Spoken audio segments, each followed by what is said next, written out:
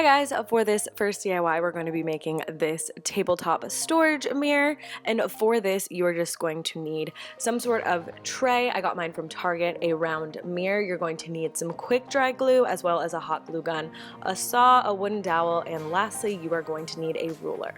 You're just going to start off by measuring your wooden dowel out and seeing how long you want it. I just used the saw to put a little marking on it so I knew where to continue cutting. So you just cut that straight through, and then you're adding the quick dry glue.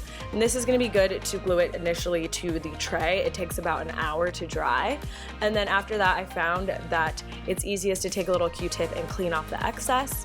And then to attach the mirror to the wooden dowel, we are just going to be using some hot glue. Since the mirror is so light, it stays up perfectly. And after that, you are all done with your new little mirror. And this is awesome to have on your table because you can store your jewelry in the little tray in the bottom here.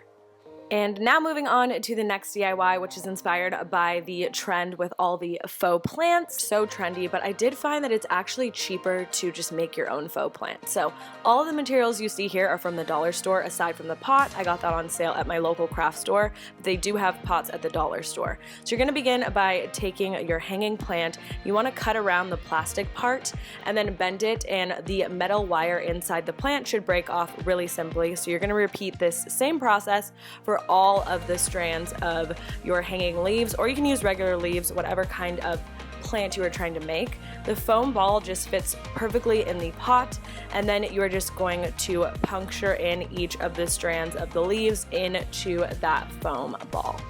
And just for reference, I did use all of the pieces of my faux plant. I just placed them all around the foam ball, really in no particular order at all. You just do want to make sure that you have a couple of the hanging pieces next to each other. It just falls a lot better. And in order to cover up that foam ball, we're just adding in this little moss that I got, and I'm just layering it on top. Usually when you buy a fake plant, it is glued down, but I find that that looks really fake. This to me looked a little bit more realistic.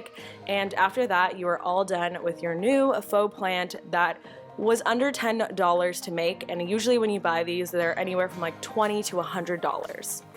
So now I will definitely be making all of my faux plants from now on instead of buying them.